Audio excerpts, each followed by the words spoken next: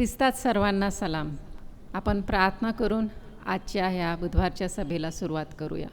हे देवबाप्पा, ह्या वेळेला आम्ही तुझ्या समक्षतेमध्ये येतो. विशेष आग्रहाची विनंती करतो की आजची ही जी सभा आहे ती तू विशेष आशीर्वादाची कर. माझ्या जिभेला ओठाला तू स्पर्श कर. लिडिंग करत असताना लागणारं साह्यान मदत तू दे प्रभू. आणि प्रभू, जे काही इथं गीते होतील आणि जे काही प्रार्थना होईल, वचन सांगितलं जाईल, सर्व तुझ्या गौरवासाठी होऊ दे. सर्व तू आशीर्वादित कर, आमच्या आध्यात्मिक लाभासाठी होऊ दे प्रभू. आत्मेन खरेपणाने ही भक्ती करण्यासाठी तू आम्हाला लागणारं साह्यान मदत दे. पुढचा वेळ तू आपल्या हाती घे. आम्ही स्वतःला तुझ्या आधीन आणि स्वाधीन करतो. तुझ्याच गोड व पवित्र नावाने मागते म्हणून तू ऐक. आमीन. आपण ह्या वेळेला गीत गाणार आहोत आणि आपण एक वचन पहिलं वाचूया आणि मग हे गीत गाऊया. रोमक्रस पत्र त्याचा 5वा अध्याय आणि 9वं वचन आपण वाचणार आहोत. परंतु देव आपल्यावरच्या स्वप्रेमाचे प्रमाण हे देतो की आपण पापी असता ख्रिस्त आपणासाठी मरण पावला. देवाने त्याचं स्वप्रेमाचं प्रमाण हे दिलं आहे की आपण पापी असतानाच ख्रिस्त आपल्यासाठी मरण पावला. आणि देवाचं जे हे प्रेम आहे तेच या गीतकर्त्याच्या अंतकरणाला स्पर्श करून गेलेलं आहे. आणि आपण आता एक गीत गाणार आहोत. तेरे पास हम आते हैं सदा, तू ही है बस खुदा. आणि हे गीत गात असताना त्याच्यामधल्या कडव्याकडं तुम्ही लक्ष करा की तो म्हणतो की प्रीतीचं जे परिणाम आहे त्याच्या जीवनावर असा झाला की त्याने जगिक गोष्टी सोडून दिलेल्या आहेत. तो जगापासून विभक्त झालेला आहे आणि देवासंगती जोडला गेलेला आहे. काय आपण आज अशा प्रकारे देवासंगती जोडले गेलेलो आहोत का? या आपण मुक्तकंठाने हे गीत देवासाठी म्हणूया आणि अंतकरणापासून उभे राहून हात उभारून देवाला भक्ती देऊया. खरोखर अंतकरणापासून देवाला सांगूया की आमची तुझ्यावर प्रीती आहे आणि आम्ही हे जग आणि जगातल्या गोष्टींचा त्याग तुझ्यासाठी केलेला आहे. या आपण गाणं म्हणूया. विपुल आणि जीवन ह्या गाण्यामध्ये चालवतील.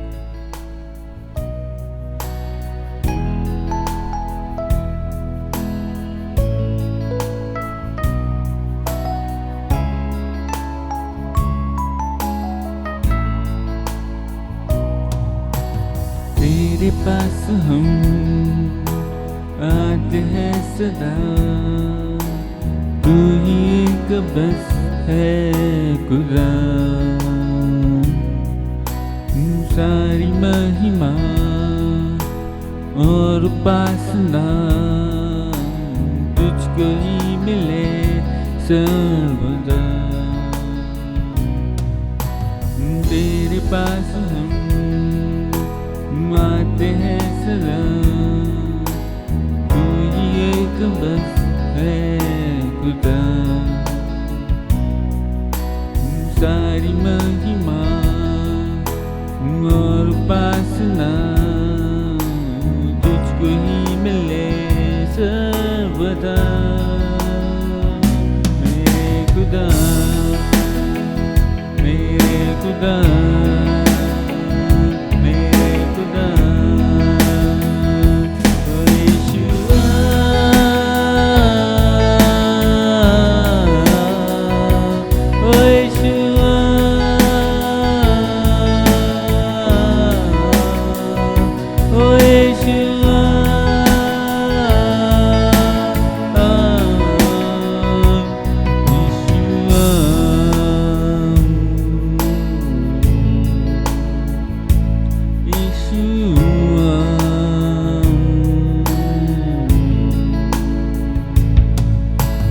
तेरे प्यार का हो गया असर.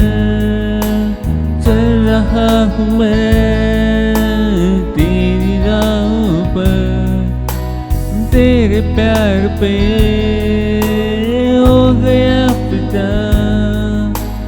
दुनिया से तो मैं हो गया जुदा. ओ तेरे प्यार का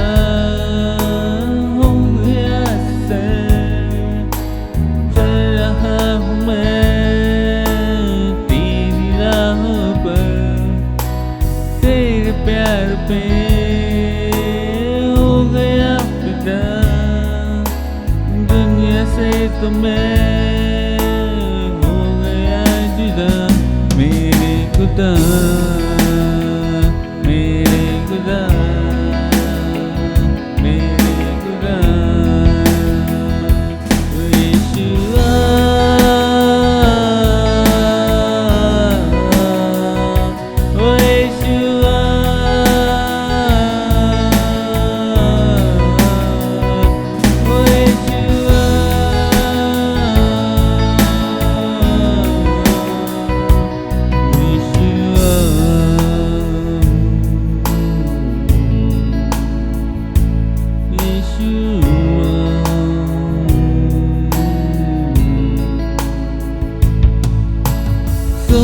मता जाऊं मैं कहाँ, आ मेरे पास तूने ये कहा, तू सोचता मता जाऊं मैं कहाँ, आ मेरे पास तूने ये कहा, मुझसे तूने ये वादा है किया, चाहे कुछ भी हो तू साथ है सदा।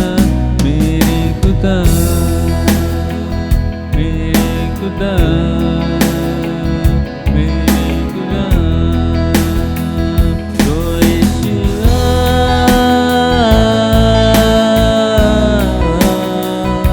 ओ यीशुआ,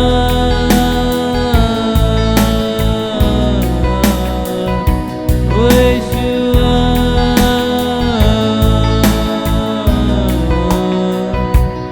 यीशुआ।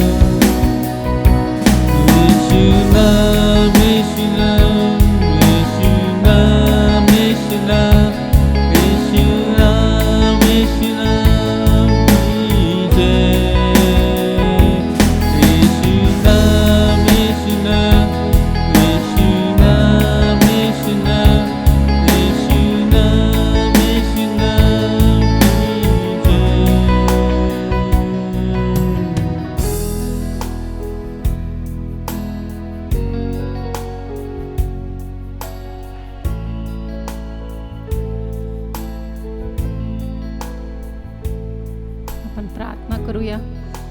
होय प्रभू, तू महान आहेस, तू सर्व शक्तिमान परमेश्वर आहेस. आणि इतका महान असतानाही प्रभू, आम्ही मानव जे तुझ्या पुढं शुल्लक आहोत प्रभू, त्यांच्याकडं तू आपलं लक्ष केलंस, आमच्यासाठी तारणाचा मार्ग सिद्ध केलास प्रभू, आम्हाला तारण देऊ केलंस, आम्हाला नवीन जीवन देऊ केलंस. या सर्वाबद्दल आम्ही मनापासून तुझे आभार मानतो प्रभू. आम्ही खरोखर तुझी उपकार स्तुती करतो की तू ह्यासाठी मोठी किंमत भरली प्रभू.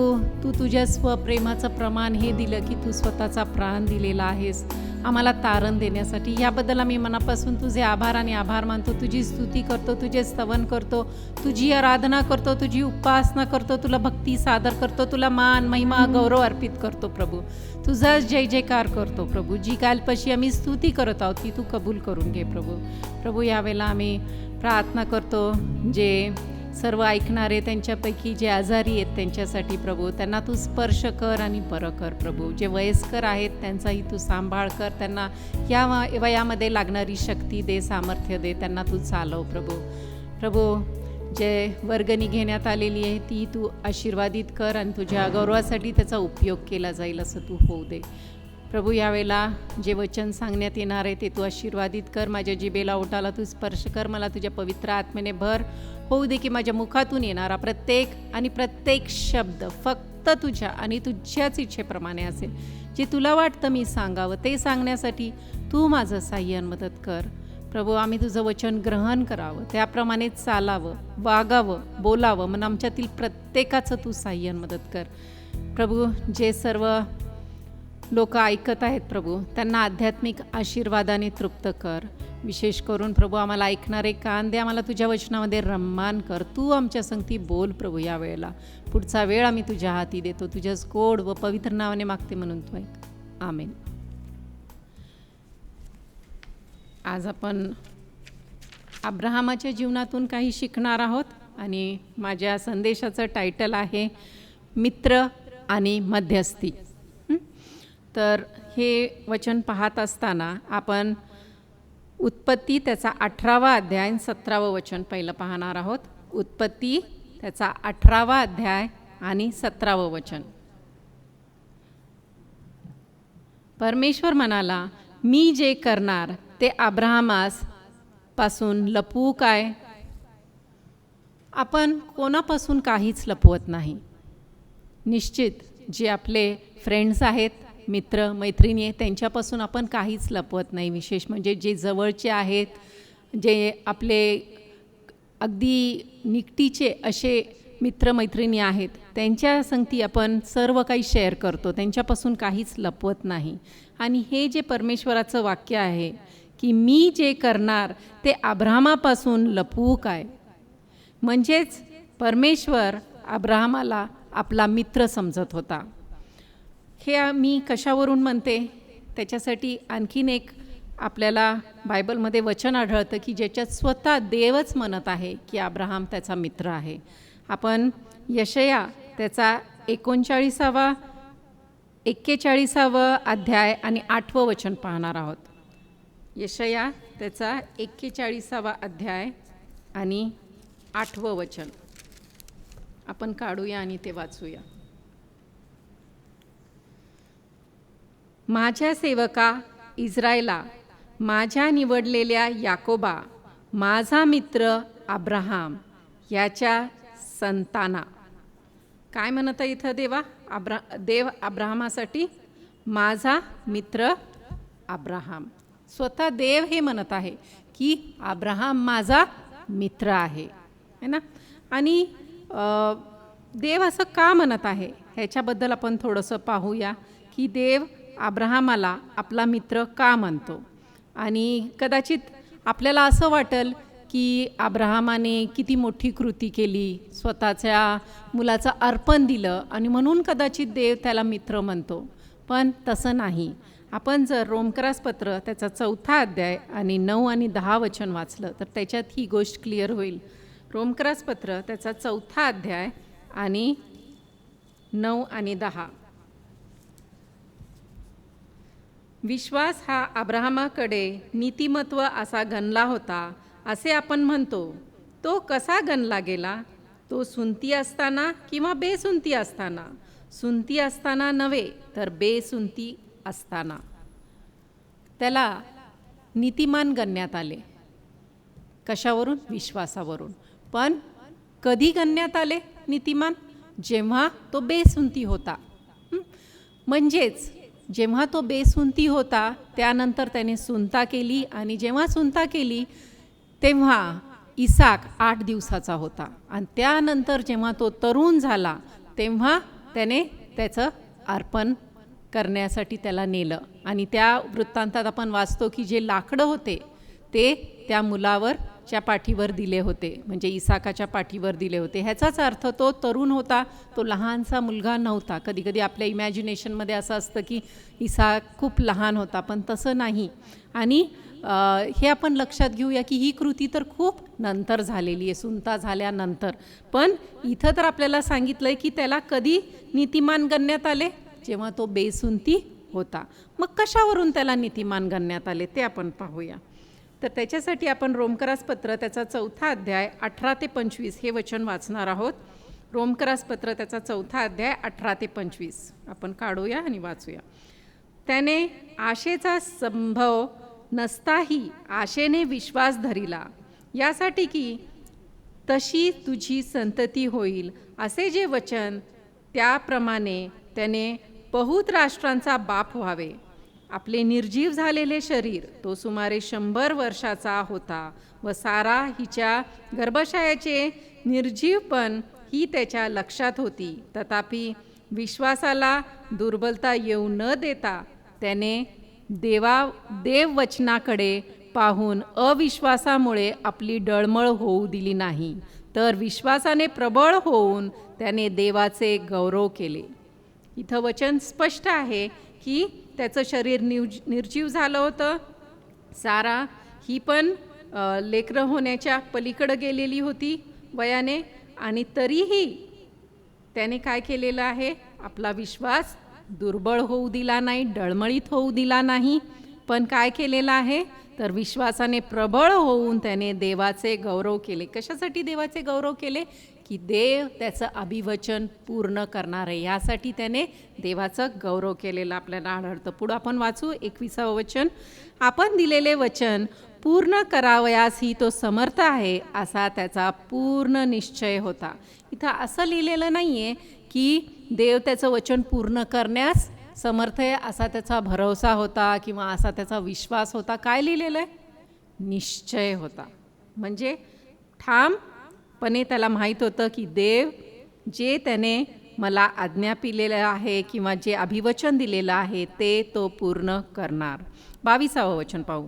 म्हणून ते त्याचकडे नीतिमत्व असे मोजण्यात आले, आणि म्हणून त्याचा ह्या विश्वासामुळं त्याला नीतिमान असं मोजण्यात आलेलं आपल्याला आढळतं. 23 वचनापासून पुढे आपण पाहू.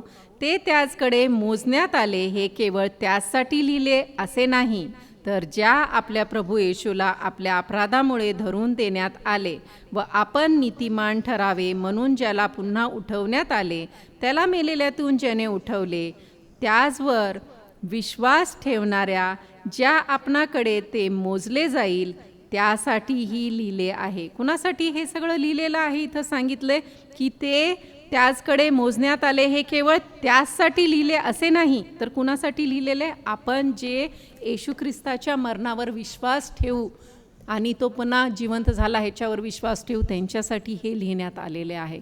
किती सुंदरशी गोष्ट आहे की देवाचं वचन आपल्यासाठी मार्गदर्शनात अर्थ लिहिण्यात आलेला आहे. जे सर्व घडलं ते इथं लिहिलेलं आहे की कशा प्रकारे कोणी विश्वास ठेवला आणि त्याचा परिणाम काय झाला, आणि ज्यांनी विश्वास नाही ठेवला त्यांचा परिणाम काय झाला, हे सर्व आपल्याला बायबलमध्ये लिहिलेलं आढळतं. आणि ही सुंदरशी गोष्ट आहे आपल्यासाठी. आणि फक्तच त्याच्या विश्वासामुळं तिला नीतिमान गणण्यात आले असे नाही, पण त्यामुळेच त्याला मित्रही म्हणण्यात आले. आणि हे याकोब त्याचा 2 अध्याय 23 वचनामध्ये आपल्याला वाचायला मिळतं. याकोब त्याचा 2 अध्याय 23 वचन आपण वाचणार आहोत. अब्राहमाने देवावर विश्वास ठेवला आणि हे त्याला नीतिमत्व असे मोजण्यात आले आणि त्याला देवाचा मित्र म्हणण्यात आले. हा शास्त्रलेख पूर्ण झाला. तर इथं स्पष्ट आहे की अब्रामाने विश्वास ठेवला आणि म्हणून हे त्याला नीतिमत्व असे मोजण्यात आले आणि त्याला देवाचा मित्र म्हणण्यात आले. तर इथं आपल्याला दोन्ही गोष्टी पाहायला मिळतात की त्याला नीतिमानही धरण्यात आलं आणि कोणतीही कृती केलेली नसताना, कृतीवरून नाही पण त्याच्या विश्वासावरून, आणि त्याला देवाचं मित्रही म्हणण्यात आलं. काय देव आपल्याला त्याचा मित्र म्हणेल काय? विचार करण्यासारखी गोष्ट आहे. आणि जर तुमच्यापैकी जे कोणी हो म्हणतील की हो देव माझा मित्र आहे, त्यांच्यासाठी माझा आणखीन एक प्रश्न आहे, काय ही मैत्री घनिष्ठ आहे का? विचार करा, काय खरंच आपली देवासंगतीची जी मैत्री आहे ती खरंच घनिष्ठ आहे का? आपण ज्या प्रकारे ह्या जगात जन्मलो त्या प्रकारे आपोआप आपण देवाचे मित्र तर बनत नाही, ते आपल्या सगळ्यांना माहिती आहे. कारण आदामाने जे पाप केलं त्याच्यामुळे आपल्यामध्येही ते ओरिजिनल सिन म्हणजे मूळ पाप आहे आणि त्याच्यामुळं आपण देवाचे मित्र होऊ शकत नाही, पण आपण देवाचे शत्रू आहोत. आणि हे आपल्याला रोमकरासपत्र त्याचा 5वा अध्याय 10व्या वचनामध्ये वाचायला मिळतं. रोमकरासपत्र 5वा अध्याय 10वं वचन. आपण शत्रू असता देवाबरोबर त्याच्या पुत्राच्या मृत्यूद्वारे आपला समेट झाला, तर आता समेट झाला असता त्याच्या जीवनाने विशेष करून आपण तरले जाऊ. इथं स्पष्ट आहे की आपण देवाचे शत्रू आहेत. म्हणजे जन्मल्यावर, ह्या जगात जन्मल्यावर आपण शत्रू असतो आणि ही गोष्ट कधीकधी आपल्याला खूप कठीण अशी स्वीकारावयास वाटते. कारण पुष्कळ लोकांचा समज असतो, गैरसमज असतो की आपण देवाचेच लेकरं आहोत जन्मलो तेव्हापासून. पण तसं वचन आपल्याला सांगत नाही, है ना. आपल्याला वचन काय सांगतं? जितक्यांनी त्याचा स्वीकार केला तितक्याच त्याने आपले पुत्र होण्याचा अधिकार दिला आणि त्याच्या नामावर ज्यांनी विश्वास ठेवला त्यांना. म्हणजेच आपण जन्मताच त्याची लेकरं नसतो, पण जन्मताच आपण काय आहोत? शत्रू आहोत. हे वचन स्पष्ट सांगत आहे. एकदा मी खूप पूर्वी अगदी तरुण असताना यूथ मीटिंग घेत असताना एक मुलाला जेव्हा मी हे सांगितलं की आपण ओरिजिनली देवाचे शत्रू आहोत, तर त्याला हे कबूल करायला खूप कठीण वाटलं. तो म्हणाला, असं कसं? आपण तर देवाचेच लेकरं आहोत ना. आणि तेव्हा मी त्याला हे वचन काढून दाखवलं आणि तेव्हा त्याला स्वीकार करावं लागलं की वचन हे स्पष्टपणे सांगतं की आपण देवाचे शत्रू आहोत आणि ही शत्रुता संपू शकते. ही आपल्यासाठी एक चांगली गुड न्यूज आहे. 2 कोरिंथीकरासपत्र 5वा अध्यायाने त्याचं 18 आणि 19वं वचन आपण पाहणार आहोत. 2 कोरिंथीकरासपत्र त्याचा 5वा अध्याय आणि 18वं वचन आणि 19वं वचन आपण पाहणार आहोत. आपण ते वाचूया. हे सर्व देवापासून आहे. त्याने आपणाबरोबर तुमचा आमचा समेट ख्रिस्ताच्याद्वारे केला आणि समेटाची सेवा आम्हास दिली. म्हणजे जगातील लोकांची पातके त्याचकडे न मोजता देव ख्रिस्तामध्ये आपणाबरोबर जगाचा समेट करीत होता आणि त्याने आम्हाकडे समेटाची वचन सोपवून दिले. सुंदर गोष्ट आहे ना की देवाने सुयोजना बनवली की आपल्या पापामध्ये नाश होऊ नये, पण देवाबरोबर समेट व्हावा. आपण जे शत्रू होतो त्यांचा समेट करून घेण्यासाठी देवाने सुयोजना बनवली. आपल्या एकुलत्या एक पुत्राला या जगात पाठवला, ज्याने येऊन आपल्या पापांसाठी स्वतःचा प्राण दिला. तो आपल्या जागी मेलेला नाही राहिला. 3ऱ्या दिवशी पुन्हा जिवंत झाला. आजही जिवंत आहे, पुन्हा एकदा येणार आहे. जितके त्याच्यावर विश्वास ठेवतात त्यांना आपल्या संगती घेऊन जायला. किती सुंदर गोष्ट आहे की देवानेच आपला समेट देवासंगती घडवून आणलेला आहे. त्यासाठी योजना बनवलेली आहे आणि फक्त आपल्याला काय करायचं की ह्या गोष्टीवर विश्वास ठेवायचा आहे. आपल्या पापांचा पश्चाताप करून ते सोडून द्यायचं आहे. कारण देवाला पापाचा तिटकारा आहे आणि येशू ख्रिस्ताला आपलं पूर्ण समर्पण करायचं आहे.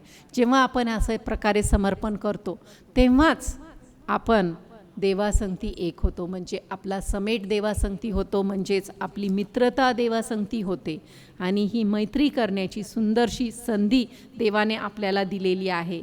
काय आपण ही मित्रता कबूल करतो का देवाने जी आपल्याला दिलेली आहे? आपण या गोष्टीचा विचार करू. आणखीन पुढे आपण पाहू की येशू जेव्हा ह्या जगात होता तेव्हा त्यानेही आपल्याला त्याच्याबरोबर मित्र होण्याची एक संधी दिलेली आढळते आणि ती म्हणजे आपण योहान त्याचा 15वा अध्याय 14वं वचन वाचूया. योहान त्याचा 15वा अध्याय आणि 14वं वचन वाचूया. मी तुम्हास जे काही सांगतो ते तुम्ही कराल तर तुम्ही माझे मित्र आहात. सुंदर गोष्ट आहे ना, की येशू स्वतः म्हणत आहे की जे मी तुम्हाला सांगतो ते तुम्ही कराल तर तुम्ही माझे मित्र आहात. आणि जर आपण ते करत आहोत जे येशू आपल्याला सांगत आहे, आपण आपलं समर्पण त्याला केलं आणि त्याच्यासाठीच आपलं जीवन जगत आहोत, तर निश्चित आपण देवाचे मित्र आहोत. आणि अशा काही गहन गोष्टी आहेत जे देवाने आपल्याला सांगितलेल्या आहेत, त्या आपण समजून घेणं गरजेचं आहे. त्यासाठी आपण मार्क त्याचा 8वा अध्याय आणि 34 आणि 36 पर्यंत आपण वाचणार आहोत. मार्क त्याचा 8वा अध्याय आणि 34 ते 36 आपण वाचणार आहोत. मग त्याने आपल्या शिष्यासुद्धा लोकसमुदायाला बोलवून त्यास म्हटले, कोणी माझा अनुयायी होऊ पाहत असल्यास त्याने आत्मनिग्रह करावा व आपल्या वधस्तंभ उचलून घेऊन मला अनुसरावे. जो कोणी आपला जीव वाचवू पाहतो तो त्याला मुकेल, आणि जो कोणी मज करिता व सुवार्तेकरिता आपल्या जीवाला मुकेल तो त्याला वाचवील. कारण मनुष्याने सर्व जग मिळवले आणि आपल्या जीवाचा नाश करून घेतला तर त्याला काय लाभ. इथं स्पष्ट सांगितलेलं आहे की देवाची आपल्याकडून काय अपेक्षा आहे. त्याने फक्त शिष्यांना नाही पण सर्व लोक समुदायाला सुद्धा हे आव्हान दिलं. काय आव्हान दिलं? की कोणी माझा अनुयायी होऊ पाहत असल्यास त्याने आत्मनिग्रह करावा. आत्मनिग्रह म्हणजे काय? म्हणजे स्वतःचा नाकार करणं, म्हणजे स्वतःची इच्छा बाजूला सारणं आणि देवाची इच्छा करणं. हे देवाकडं येण्याचा एक मोठी अट आहे, कंडिशन आहे. तेव्हाच आपण त्याचे शिष्य बनू शकतो, त्याच्याशिवाय नाही. आणखीन पुढं सांगितलं आहे, व आपला वधस्तंभ उचलून घेऊन मला अनुसरावे. दुसरी अट काय आहे? की आपण आपला वधस्तंभ उचलून घेऊन त्याच्या पाठीमागं चालायचं आहे. सोपं नाही, पण तरीही अशक्य नाही. देव जर आपल्याला सांगत आहे असे करा, तर आपल्याला हे शक्य आहे म्हणूनच तो ते सांगत आहे. आणि आपल्याला हे शक्य कधी होईल? जेव्हा आपण देवासंगती जगू, जेव्हा देवाला आपलं मित्र बनवू, जेव्हा देवासोबत आपली घनिष्ठ नातेसंबंध असतील, तेव्हाच हे शक्य होईल की आपण स्वतःचा क्रूसखांब घेऊन त्याच्या पाठीमागं चालू, म्हणजेच त्यागाचं जीवन जगू. आपला मीपणा आपण बाजूला सारून देवाला जे आवडणार आहे ते करून त्यागाचं जीवन जगू. तेव्हाच आपण म्हणू शकू की मी येशूची शिष्य आहे. आणि हे आपल्यासाठी महत्त्वाचं आहे की आपण आपल्या जीवनामध्ये विचार करावा की काय खरंच मी माझा मीपणा सोडलेला आहे का? की प्रत्येक गोष्टीत माझा मीपणा असतो. मला कुणी काय बोललं तर फार वाईट वाटतं, माझा इन्सल्ट झाला तर मी त्या व्यक्ती संगती बोलत नाही किंवा मी त्या व्यक्तीला दूर लेखून टाकतो. अशा प्रकारेचं जीवन आपण जगत आहोत का? की आपण क्षमाशील वृत्ती बाळगतो का? कारण आपल्या देवाने आपल्याला ते कित्ता घालून दिलेला आहे. तो क्षमाशील आहे आणि त्याचं वचन वाचून आपण ते सर्व आत्मसात करण्याचा प्रयत्न करतो. आपण विचार करू की काय आपण त्याने जे सांगितलं ते करत आहोत का? ते जर आपण करत आहोत तर निश्चित आपण त्याचे मित्र आहोत. आणि ही जी मित्रता आहे त्याबद्दल आपण अधिक पुढे पाहणार आहोत. त्यासाठी आपण उत्पत्ती त्याचा 18वा अध्याय आणि 20 पासून 33 पर्यंत वाचणार आहोत. उत्पत्ती त्याचा 18वा अध्याय 20 पासून आपण वाचणार आहोत. आणि देवाची जेव्हा देव म्हणतो की मैत्री आहे अब्राहमासंगती, तर त्याने जे तो करणार होता ते निश्चित लपवून ठेवलं नाही, पण अब्राहमाला ते सांगितलं. आणि ते काय होतं ते आपण पाहूया. 20वं वचन, उत्पत्ती 18:20. मग परमेश्वर म्हणाला, सदोम व गमोरा ह्याचा बोबाटा फार झाला आहे व त्यांचे पाप फार भारी आहे, म्हणून त्यांच्या पातकांचा बोबाटा माझ्या कानी आला आहे. तशीच त्यांची करणी आहे की काय हे पाहावयास मी खाली जातो. तसे नसेल तर मला कळून येईल. आणि देवाने अब्राहमाला हे कळवलं की तो सदोम आणि गमोरा या ठिकाणी जाऊन त्यांचा नाश करणार, जर त्यांचा जे पाप आहे ते खरं ठरलं तर. आणि आपण पुढे पाहतो की तेथून ते पुरुष वळून सदोमाकडे चालते झाले, पण अब्राहम तसाच परमेश्वरासमोर उभा होता. सुंदर गोष्ट आहे ना, की अब्राहमाची देवासंगती किती गाढ मैत्री आहे, की तो तसाच परमेश्वरासमोर उभा आहे. देवाचा दूत गेलेला आहे सदोम गमोरा ह्याचं करण्यासाठी, पण परमेश्वरापुढं हा अब्राहम तसाच उभा आहे. काय आपण देवाच्या समक्षतेमध्ये उभा राहतो का? किंवा आपण देवाच्या समक्षतेमध्ये बसून देवाकडून शिकतो का? महत्त्वाची गोष्ट आहे. जर आपण म्हणत आहोत की आपल्याला देवासंगती गाढ मैत्री करायची आहे, तर महत्त्वाचं आहे की आपण ही देवासंगती वेळ घालवला पाहिजे. देवासमोर उभा राहणं, देवासंगती वेळ घालवणं म्हणजे काय? जेव्हा आपण बायबल वाचतो, जेव्हा आपण प्रार्थना करतो, तेव्हा आपण देवासोबत वेळ घालवतो. आणि हा वेळ असा नसावा की बाबा माझं एक कर्तव्य आहे, मी काहीतरी देवाला आता वचन दिलेलं आहे, मग मी रोज बायबल वाचीन, पटकन वाचीन, काहीतरी थोडंसं वाचीन, इकडं तिकडं वाचीन, अशा प्रकारचं ते वाचन नाही. तुम्ही जेव्हा देवाचं वचन वाचायला बसता तेव्हा देवाला म्हणा, देवा माझ्या संगती बोल, मला तुझं वचन समजवून सांग, त्याप्रमाणे करण्यासाठी साह्यान मदत कर. देव निश्चित साह्यान मदत करल. तुम्ही अशा प्रकारे देवाचं वचन घेऊन बसा की मला त्याच्यातून देव काय शिकवत आहे हे विचार करून बायबल हातात घेऊन बसा आणि पहा देव तुम्हाला किती किती शिकवल. नाहीतर आपण नुसतंच रोज वाचन करू आणि देवामध्ये आणि आपल्यामध्ये ती घनिष्ठ नातेसंबंध कधीच डेव्हलप होणार नाही.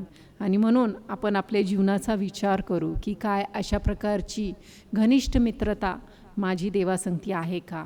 प्रार्थना करतानाही असं न हो की जी आपली रोजची पाठ प्रार्थना आहे ती आपण सुरू करतो, आपलंही लक्ष त्याच्याकडं नसतं आणि आपण फटाफट ती बोलून मोकळे होतो. अशा प्रकारे न हो, कारण की आपली रोज तीच प्रार्थना असते. तर बहुधा असं होऊ शकतं की अर्थ न समजता नुसतेच शब्द तोंडात येतील आणि आपण ते बोलत जाऊ. तसं प्रियांनो न हो. पण जेव्हा आपण देवासंगती बोलतो तर समजून उमजून अर्थभरित रीतीने आपण देवासंगती बोलावं, ही जाणीव ठेवून की देव स्वर्गात आहे आणि माझं शब्द ऐकते, ही जाणीव ठेवून आपण देवासंगती बोललं पाहिजे आणि देव आपली प्रार्थना ऐकायला तयार आहे. आणि अशा प्रकारे आपलं देवासंगती संभाषण असलं पाहिजे. जो तू बोलाविले सेवा करावया हे जे गीत आहे, गीतकर्त्याने त्याच्यात एक सुंदर गोष्ट म्हटलेली आहे आणि मला ती तुम्हाला सांगायला आवडेल. क्षणभरीही तुझ जवळी किती शांती मनाशी, किती मागणी प्रीती भाषणे जशी मित्र मित्राशी. खरोखर आपले जे देवासंगतीचे बोलणे आहे, त्याच्या जवळ जाणं आहे, ते किती आपल्याला शांती देणारं आहे आणि हे किती सुंदर प्रीती भाषणे आहे जसं मित्र मित्राशी आहे. खरोखर आपण अशा प्रकारे देवासंगती प्रीती भाषण करतो का? आपण आपल्या जीवनामध्ये जेव्हा प्रार्थनेच्या वेळेत जातो तर आपल्याला त्या प्रार्थनेच्या वेळेची आवड आहे का? आपण आवडीने बसतो का की खरंच मला माझ्या देवासंगती बोलायचं? आपल्याला आपले मित्र किती आवडतात. मित्रांसंगती वेळ घालवायचा म्हटलं तर तो विचारही आपल्याला किती आवडतो है ना. आपण त्या विचाराबद्दल विचार करूनच आनंदित होऊन जातो की अरे आता आपल्याला आपले मित्र भेटणार, त्यांच्यासंगती आपण वेळ घालवणार. काय देवासंगती वेळ घालवताना असं वाटतं की एक ओझं वाटतं, एक बर्डन वाटतं, एक काहीतरी कर्तव्य आहे, मला करून टाकायचं आहे, कसं तरी संपवायचं आहे आणि त्यानंतर मला माझा वेळ मिळेल, मग मी हे करीन, मग मी ते करीन, मग मी फ्रेंड्ससोबत चॅट करीन, मग मी बोलीन. अशा प्रकारचे आपले विचार असतात का? आपण विचार करू की आपलंही देवासंगती घनिष्ठ नातेसंबंध असले पाहिजे, जसं अब्राहमाचे होते तसं. आणि जोपर्यंत आपण स्वतःला देवाला उपलब्ध करून देत नाही तोपर्यंत हे नातेसंबंध प्रस्थापित होणार नाही. जेव्हा एखाद्या संगती आपली फ्रेंडशिप होते तेव्हा आपण त्या फ्रेंडबद्दल अधिक आणि अधिक जाणून घेतो आहे ना. आपल्याला त्या व्यक्तीबद्दल जाणून घ्यायला आवडतं की ती व्यक्ती कशी आहे. त्याच प्रकारे आपल्याला देवाबद्दल अधिक आणि अधिक जाणून घ्यायला आवडेल का? आणि ते कुठं आढळतं? बायबलमध्ये. निश्चित आपल्या मित्राने मैत्रिणीने जर आपल्याला पत्र पाठवलं तर आपण ते कित्येकदा वाचू का? कारण की आपल्याला अधिक त्याबद्दल समजून घ्यायचं आहे. तशाच रीतीने आपण देवाचं जे वचन आहे त्याच्यातही पुष्कळ पत्र आहेत आपल्याला माहीत आहे. आपण ते पत्र कितीदा वाचतो? काय वारंवार वाचून देवाला समजून घेण्याचा प्रयत्न करतो का? आणखीन मी तुमच्या पुढे एक उदाहरण देत आहे. रॉबर्ट बॉयड मुंगर हे देवाचे एक सेवक होऊन गेले आणि त्यांनी एक बुकलेट लिहिलं आणि त्या बुकलेटमध्ये एक उदाहरण आहे. ते म्हणजे की जेव्हा त्यांनी देवाला आपलं जीवनामध्ये आमंत्रित केलं तेव्हा त्यांनी ते अशा प्रकारे दर्शवलेलं आहे की येशू माझ्या अंतःकरणात आला आणि माझे अंतःकरणाचे प्रत्येक कप्पे त्यांनी स्वच्छ केले. जसं काही घर आहे आणि घरात रूम्स आहे आणि जसा तो माझ्या एका खोलीत आला जिथं की बुकशेल्फ आहे आणि त्याने त्या बुकशेल्फला क्लीन केलं, कारण तिथं सगळं अस्तव्यस्त होतं किंवा जी नको असलेले पुस्तकं होते ते त्यांनी काढून टाकले. माझ्या एका खोलीत जिथं असे अश्लील चित्र होते ते त्याने काढून टाकले आणि मग ड्रॉइंग रूम त्याला आवडलं आणि देव त्याला म्हणाला की आपण रोज इथं भेटत जाऊ. हे सुंदर जागा आहे आणि इथं आपलं रोज एकमेकांसंगती संभाषण होईल. आणि मग हे जे देवाचे सेवक आहेत रॉबर्ट, ते रोज सकाळी जो वेळ ठरला होता तेव्हा रोज बसायचे आणि बायबल वाचायचे, प्रार्थना करायचे आणि देवासोबत वेळ घालवायचे. आणि रोज असं होत असताना कालांतराने असं झालं की ते आपल्या कामामध्ये खूप बिझी झाले आणि बिझी झालेले असताना त्यांना देवासंगती वेळ घालवायला वेळ मिळेना आणि रोज इकडं जा तिकडं जा, खूप काम, आणि ते देवासाठीच काम करत होते आणि बिझी होते. आणि एके सकाळी असंच कामानिमित्ताने बाहेर पडत असताना त्यांचं लक्ष गेलं आणि त्यांनी पाहिलं की ड्रॉइंग रूममध्ये येशू ख्रिस्त बसलेला आहे. आणि ते येशूला म्हणाले की काय तू रोज माझ्यासाठी इथं वाट पाहत होतास का? आणि तेव्हा येशू त्याला म्हणाला, हो, माझं तुझ्यावर प्रेम आहे, मी तुला मोठी किंमत देऊन विकत घेतलेलं आहे आणि तुझ्या संगती वेळ घालवायला मला आवडतं आणि मी रोज इथं तुझी वाट पाहत आहे. काय तू तुझ्यासाठी नाही तर माझ्यासाठी हा वेळ काढणार नाही का? काय प्रियांनो, आपण आपल्या जीवनामध्ये हे जे आपला देवासंगती वैयक्तिक वेळ आहे तो वेगळा काढतो का? देव वाट पाहत असतो आपली. देवाला खूप आवडतं आपल्या संगती संभाषण करायला, आपल्या संगती बोलायला, आपलं ऐकायला, आपल्या संगती हितगुज करायला. पण काय आपल्याकडं वेळ असतो का की आपण जगी गोष्टींमध्ये, जगातल्या डामडोलीमध्ये गुरफटलेले आहोत आणि आपण देवाला वेळ देत नाही. टी व्ही आहे, मोबाईल आहे, या सगळ्या गोष्टींमध्येच आपण गुरफटलेलो आहोत आणि आपल्याला जसा देवाला द्यायचा तसा वेळ देता येत नाही. आजकालची जी नवीन पिढी आहे त्यांना तर आणखीन पबजी असे गेम्स आहेत ज्याच्यामध्ये त्यांना खूप वेळ द्यावासा वाटतो. पण देव वाट पाहत आहे की कधी माझं लेकरू माझ्याकडं येईल आणि माझ्याकडून ऐकेल आणि मी त्याच्याकडून ऐकेल. काय तुम्हाला देवासंगती अशा प्रकारे वेळ घालवायला आवडेल का? काय तुम्हाला देवाचं घनिष्ठ मित्र व्हायला आवडेल का? ज्या प्रकारे देव स्वतः म्हणत आहे की अब्राहम माझा मित्र आहे, तसं देवाचा मित्र व्हायला आवडेल का? येशूने सांगितलं, मी जे तुम्हाला सांगतो ते तुम्ही कराल तर तुम्ही माझे मित्र आहात. काय आपण ते करत आहोत का जे देवाने आपल्याला सांगितलेलं आहे? पुढे आपण पाहू की अब्राहमाने काय केलं. अब्राहमाजवळ जाऊन म्हणाला, तू दुर्जनाबरोबर धार्मिकाचाही संवार खरंच करणार काय? त्या नगरात 50 धार्मिक असले तर त्यांचा तू खास संवार करणार काय? त्यांच्यातल्या 50 धार्मिकांसाठी त्या नगराची तू गय करणार नाहीस काय? या प्रकारची कृती तुझपासून दूर राहो. धार्मिकाची आणि दुष्टांची सारखीच गत होईल. असा दुर्जनाबरोबर सज्जनाचा वध करणे तुझपासून दूर राहो. सर्व जगाचा नियंता न्याय करणार नाहीस काय?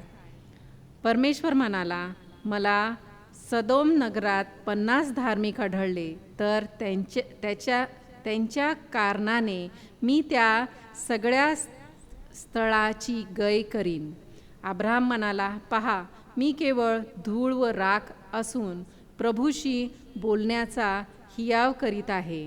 कदाचित 50ला 5 उणे धार्मिक असले तर 5 उणे म्हणून तू सर्व नगराचा नाश करशील काय? तेव्हा तो म्हणाला, मला तेथे 45 आढळले तर मी त्याचा नाश करणार नाही. त्याने आपला आग्रह पुढे चालवून पुन्हा म्हटले, तेथे कदाचित 40च आढळले तर? तो म्हणाला, 40 आढळले तर त्या 40चा करता तसे करणार नाही. मग तो म्हणाला, मी बोलतो ह्याचा प्रभूला राग न यावा. तेथे कदाचित 30च आढळले तर? तो म्हणाला, मला 30 आढळले तर मी तसे करणार नाही. मग तो म्हणाला, पहा, प्रभूपाशी बोलण्याचा हिवाव करीत आहे. तेथे 20च आढळले तर? तो म्हणाला, 20 आढळले तर त्या 20 करिता मी त्यांचा नाश करणार नाही. तो म्हणाला, प्रभूला राग न यावा, मी आणखीन एकदा बोलतो. तेथे 10च आढळले तर? तो म्हणाला, 10 आढळले तर मी त्या 10 करिता त्यांचा नाश करणार नाही. मग अब्राहामाशी संभाषण समाप्त होताच परमेश्वर निघून गेला आणि अब्राहाम आपल्या स्थानी परत आला. किती सुंदर गोष्ट आहे की अब्राहामाने सदोम आणि गोमोरासाठी मध्यस्थी केली. सदोम आणि गोमोराचे लोक कोण होते? त्याचे कोणी लागत होते का? नाही. तरीही त्याने त्यांच्यासाठी मध्यस्थी केलेली आपल्याला आढळते. आणि खूप चांगले लोक होते का ते? नाही, पापी होते. पण अब्राम असा म्हणाला नाही, बरं त्यांनी पाप केलेलं आहे, त्यांना शिक्षा झाली पाहिजे. अशा प्रकारची अब्रामाची वृत्ती नव्हती. ही वृत्ती अब्रामामध्ये कुठून आली? निश्चित देवाकडून. देव जो आपला कंपॅशननी भरलेला देव आहे, तो संवेदनशील देव आहे, त्याच्या ठायी कणव्हाळूपणा आहे आणि तो कणव्हाळूपणा आपल्याला आता अब्राहामामध्ये दिसत आहे. देव मध्यस्थी करणारा देव आहे हे पण आपल्याला माहीत आहे. आपल्याला माहीत आहे की सध्या येशू ख्रिस्त स्वर्गात आपल्यासाठी मध्यस्थी करत आहे असं वचन आपल्याला स्पष्टपणे सांगतं. आणि तीच गोष्ट अब्राहामाने केलेली आपल्याला आढळत आहे की त्याने ह्या सदोम आणि गमोरा ह्या लोकांसाठी मध्यस्थी केली. काय आपण अशा प्रकारे देवाकडून शिकून देवाचे जे गुणधर्म आहेत ते आत्मसात करत आहोत का? जेव्हा अब्राहाम देवाकडून शिकला, त्याने देवाचे गुण आत्मसात केले, तोही लोकांसाठी मध्यस्थी करू लागला. काय आपण अशा प्रकारे देवासंगती वेळ जेव्हा घालवतो तर देवाचे गुणधर्म आत्मसात करत आहोत का? गरजेचं आहे प्रियांनो की ते गुण आपल्यामध्ये आत्मसात व्हावे. तशी आपली देवासंगती घनिष्ठ मित्रता असावी. तितका वेळ आपण देवासंगती घालवावा, तो वेळ आवडीने आपण देवासंगती घालवावा आणि निश्चित देवालाही ते आपल्या संगतीचा वेळ आवडेल. आणि आपण देवासंगती अधिक आणि अधिक वेळ घालवू शकू आणि अधिक त्याचे गुण आत्मसात करू शकू. आणि आपल्यालाही इतर लोकांचा कळवळा आला पाहिजे. काय आज ह्या करोना व्हायरस पसरत असताना खूप लोक मरत आहेत आणि काय आपल्याला ह्या लोकांचा कळवळा येतो का? हे लोक बिना देवाचे मरत आहेत. ह्या प्रत्येकाच्या जीवनातून देवाचा काही ना काही हेतू आहेत. फक्तच करोनानी नाही पण पुष्कळ गोष्टींनी लोक मरत आहेत. काही अपघातामध्ये, काही मरीने मरत आहेत, काही फ्लड येत आहेत त्याने मरत आहे. अशी पुष्कळ गोष्टी होत आहेत ज्याने लोक मरत आहेत. आपण 1-2 दिवसापूर्वीच पेपरमध्ये वाचलं किंवा टी व्हीवर ऐकलं असेल की एका फिल्म स्टारने आत्महत्या केली. अशी पुष्कळ लोक आहेत जे देवाशिवाय आत्महत्या करत आहेत. त्यांना देवाची गरज आहे. काय आपण देवाला त्यांच्यापर्यंत पोचतं करूया का? देवाने आपल्याला ती कामगिरी सोपवलेली आहे. त्या प्रत्येकाच्या जीवनातून देवाचा काही ना काही हेतू आहे, पण त्यांना ते माहीत नाही. कोण सांगेल त्यांना हे? तुम्ही आणि मी. देवाने आपल्याला निवडलेलं आहे. आपल्याला मंडळी ह्या नात्याने ह्या जगात ह्यासाठीच ठेवलेलं आहे की आपण त्याचं वचन लोकांपर्यंत न्यावं, देवाला इतरांवर प्रगट करावं. हे मंडळीचं कार्य आहे आणि ते आपण करत आहोत का? आपल्याकडून देवाचं वचन इतरांपर्यंत पोहोचत आहे का? आज जरी लॉकआउट असला किंवा बाहेर जाण्याची तितकीशी मुभा नसली तरी आपल्याला मोबाईल हे साधन आहे ज्याच्याद्वारे आपण इतरांसंगती संपर्क साधू शकतो. काय देवाचं वचन आपण त्यांच्यापर्यंत नेत आहोत का? काय त्यांना हा जिवंत खरा देव आहे जो तुम्हाला तारू शकतो हे सांगत आहोत का? काय आपल्याला त्यांच्या जीवनाबद्दल ओझं वाटत आहे का? ज्या प्रकारे अब्राहमाने ओझं घेऊन एकदा नाही कित्येकदा सदोम आणि गोमोरा यातल्या लोकांसाठी मध्यस्थी केलेली आपल्याला दिसत आहे. काय आपण अशा प्रकारे आपल्या लोकांसाठी मध्यस्थी करत आहोत का? प्रार्थना करत आहोत का की देवा तू त्यांना वाचव? त्यांच्या तारणासाठी आपण प्रार्थना करत आहोत का? महत्त्वाचं आहे प्रियांनो की आपण ओझं घेऊन आपल्या संपर्कात येणाऱ्या प्रत्येक व्यक्तीसाठी प्रार्थना करावी. ते मरत आहेत. काय ते आपल्या जीवनाकडं पाहून आपल्यामधला ख्रिस्त त्यांना दिसत आहे का? ते सांगू शकतात का की हे देवाचे लेकरं आहेत? आपल्या जीवनाकडं पाहून की तुमचे फ्रेंड्स आहेत ते तुमच्याकडं पाहून अरे आपल्यासारखाच जगिक आहे हा किंवा आपल्यासारखीच जगिक आहे ही, अशा प्रकारेच आपल्याकडं पाहतात का? त्यांना आपल्यामध्ये तो वेगळेपणा जाणवतो. आपण बायबलमध्ये मोशेविषयी वाचतो की जेव्हा मोशे वर देवाकडं जायचा आणि संभाषण करून परत यायचा तेव्हा त्याच्या मुखावर तेज असायचा की पहिल्यांदा जेव्हा लोकांनी पाहिलं ते घाबरले आणि म्हणून मोशेने वेल घेतला आणि स्वतःच्या मुखावर टाकला, म्हणजे लोकांना ते दिसू नये. काय आपण जेव्हा देवासंगती वेळ घालवतो काय लोकांना हे कळून येतं का की हे देवाचे लेकरं आहेत, ह्यांनी देवासंगती वेळ घालवला आहे? हे त्यांना निश्चित कळून यायला पाहिजे. जेव्हा ते आपल्या जीवनाकडं पाहतील, आपल्या जीवनातल्या गोष्टींकडं पाहतील, आपल्या कृतींकडं पाहतील, तेव्हा त्यांना आपल्यामधला ख्रिस्त दिसला पाहिजे. आपण देवासंगती वेळ घालवणारे लोक आहोत हे दिसलं पाहिजे. आपल्यातला वेगळापणा त्यांना जाणवलं पाहिजे. काय असं होत आहे का? आपण विचार करू की काय आपण ओझं घेऊन आपल्या ह्या शहरासाठी, आपल्या राज्यासाठी, आपल्या देशासाठी आणि ह्या जगासाठी प्रार्थना करत आहोत का की देवाने ह्या लोकांना अशाच रीतीने मरू देऊ नये पण त्यांना ख्रिस्त कळावा? काय आपण ओझं घेऊन जे देवाचे सेवक आहेत त्यांच्यासाठी प्रार्थना करत आहोत का की त्यांची सेवा आशीर्वादित व्हावी, देवाने त्यांना अधिक उपयोगात आणावं? आणि फक्तच त्यांना का? तुम्ही ही प्रार्थना करा की देवा हा मी आहे, ही मी आहे, माझा उपयोग करून घे, मी तयार आहे तुझी सेवा करायला. आणि देव तुम्हाला त्याच्या गौरवासाठी वापरल्याशिवाय राहणार नाही. फक्त तुमची तयारी पाहिजे. काय आज तुमची तयारी आहे का की देवासंगती तुम्ही घनिष्ठ मैत्री करावी आणि देवाच्या वचनामध्ये वेळ घालवावा, प्रार्थना करावी आणि देवाला अधिक जाणून घ्यावं, त्याचे गुणधर्म आत्मसात करावे, त्याच्या मार्गात चालावं, त्याला आवडणारं जीवन जगावं, पापापासून स्वतःला दूर ठेवावं. कारण फक्त जेव्हा आपण स्वतःला पापापासून दूर ठेवतो तेव्हाच देव आपला उपयोग करून घेऊ शकतो. जर आपण पापात असलो तर देव आपला कोणताच उपयोग करून घेऊ शकणार नाही. कारण देवाला पापाचा तिटकारा आहे. तो पाप्यांवर प्रेम करतो पण पापाचा त्याला तिटकारा आहे. काय आज तुम्ही देवाच्या हाकेला ओ द्याल का? काय तुम्ही आज देवाकडे याल का आणि प्रार्थना कराल का? आपलं जीवनाचं समर्पण त्याला कराल का? त्याला वेळ द्याल का? रोज आणि रोज, फक्त एक दिवस नाही. तो वाट पाहत आहे तुमची. तो तुमच्या जीवनात कार्य करू इच्छितो, तुमचा उपयोग करून घेऊ इच्छितो. पुष्कळदा आपण घाबरतो. आपण मागील दिवसात पाळकसाहेबांनी स्वर्गाबद्दल सांगत असताना प्रगटीकरण त्याचा 21व्या अध्यायामध्ये एक वचन वाचलं होतं की बाहेर कोण राहतील, आणि त्याच्यामधली जो पहिली बाब होती ते भेक्कड होतं. भेक्कड म्हणजे भिणारे. कोणत्या गोष्टीला भिणारे? देवाची सुवार्ता सांगायला भिणारे. आपण भेक्कड आहोत का? नाही प्रियांनो. आपल्याला देवाकडून बोलनेस मिळू शकतो. मी स्वतः माझी साक्ष देऊ शकते की एका काळात मी भित्री होते. मला लोकांपुढे बोलता येत नव्हतं आणि मला कोणाला सुवार्ताही सांगता येत नव्हती. पण देवाने मला बदललं. इतकं बदललं की आज मी तुमच्या पुढे उभा राहून त्याचा संदेश सांगत आहे. आणि जे देवाने मला शिकवलं तेच मी प्रियांनो तुमच्या पुढं ठेवत आहे आणि कळकळीने सांगते की देव तुमचाही उपयोग करून घेऊ इच्छितो. देव तुमच्याही जीवनात कार्य करून घेऊ इच्छितो.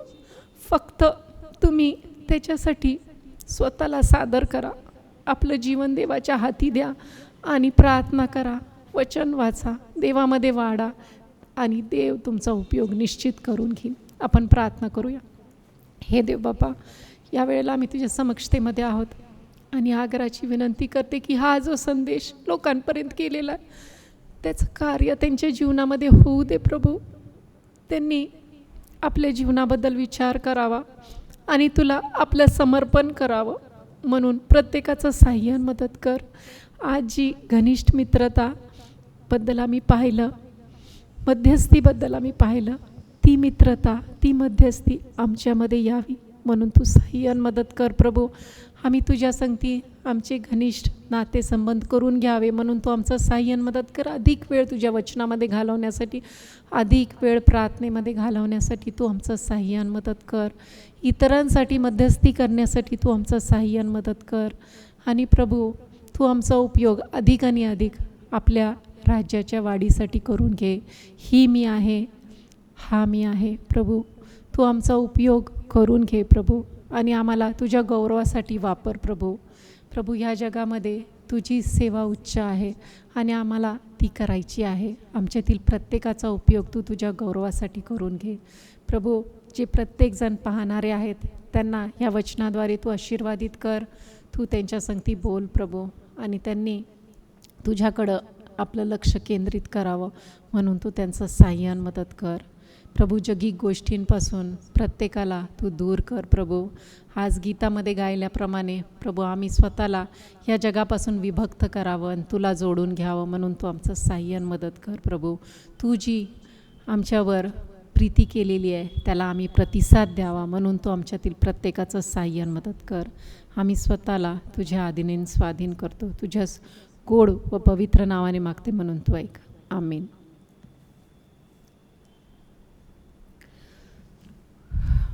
आपल्या पुढं देवाचं वचन आलेलं आहे. आपण ह्यावर विचार करू, चिंतन मनन करू आणि ह्याप्रमाणे चालूया. तुम्ही सर्व घरी राहा, सुरक्षित राहा आणि देवामध्ये राहा. हीच माझी देवाकडं प्रार्थना आहे. थँक्यू.